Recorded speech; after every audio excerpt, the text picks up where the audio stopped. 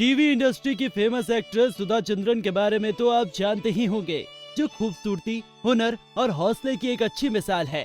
सुधा जी का एक पैर नकली है, लेकिन उन्होंने अपनी इस कमी को सफलता के आगे नहीं आने दिया। वो पिछले 35 साल से इंडस्ट्री में एक्टिव है और अपनी एक्टिंग से लाखों दिलों पर राज भी कर रही है। हाल ही में सुधा ने इंडस्ट्री के बारे में बात की और इससे जुड़े काले सच को भी बताया। एक इंटरव्यू के दौरान सुधा चंद्रन ने बताया कि इंडस्ट्री में 35 साल काम करने के बावजूद आज भी उनसे ऑडिशन की डिमांड की जाती है और उन्हें ये बात बिल्कुल पसंद नहीं आती। सुधा चंद्रन ने कहा, मैं बहुत खुले तौर पर कहती हूँ, मैं ऑडिशन नहीं देती। अगर मुझे ऑडिशन देना है तो इस इंडस्ट्री में मेरा 35 साल का इनपुट क्या है, और अगर आप मेरे काम को नहीं जानते हैं तो मैं आपके साथ काम नहीं करना चाहती।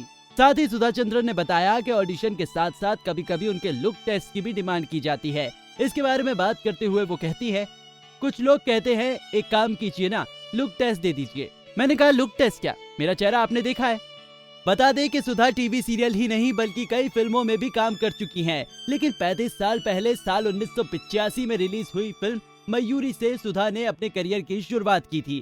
केरल की मिडिल क्लास फैमिली में जन्मी सुधा बचपन से ही डांस की शौकीन थी। सिर्फ 3 साल की छोटी सी उम्र में उन्होंने भारतीय शास्त्रीय नृत्य सीखना शुरू कर दिया था। लेकिन उनके जीवन में एक ऐसा मोड़ आया जिसने सुधा की जिंदगी को पूरी तरह पलट दिया। सुधा महज 16 साल की थी जब वो मद्रास से तमिलनाडु माता पिता के साथ सफर कर रही थी, जब वो एक भयानक सड़क हादसे का शिकार हो गई। इस हादसे में उनके दोनों पैर जख्मी हो गए।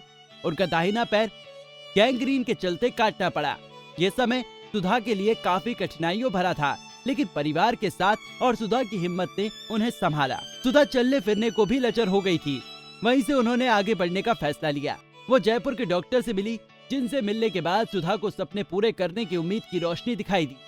प्रोस्थेटिक लेग की मदद से उनकी जिंदगी दोबारा पटरी पर आई। साल 1994 में सुधा चंद्रन ने असिस्टेंट डायरेक्टर रवि डंग से शादी की। दोनों की मुलाकात फिल्म के सेट पर हुई थी और पहली नजर में ही दोनों एक दूसरे को पसंद करने लगे थे। दोनों ने शादी का फैसला लिया, लेकिन इसके लिए सुधा की मां तैयार नहीं थी।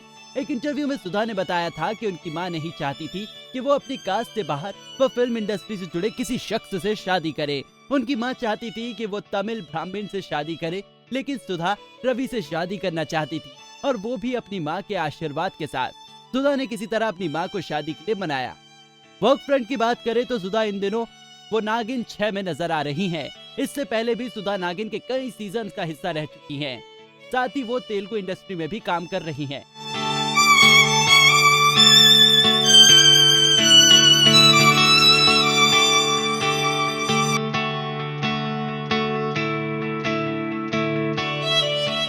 नारी से जुड़ी मोर अपडेट्स के लिए हमारे इंस्टाग्राम को फॉलो, फेसबुक को लाइक और यूट्यूब चैनल सब्सक्राइब करना ना भूलें।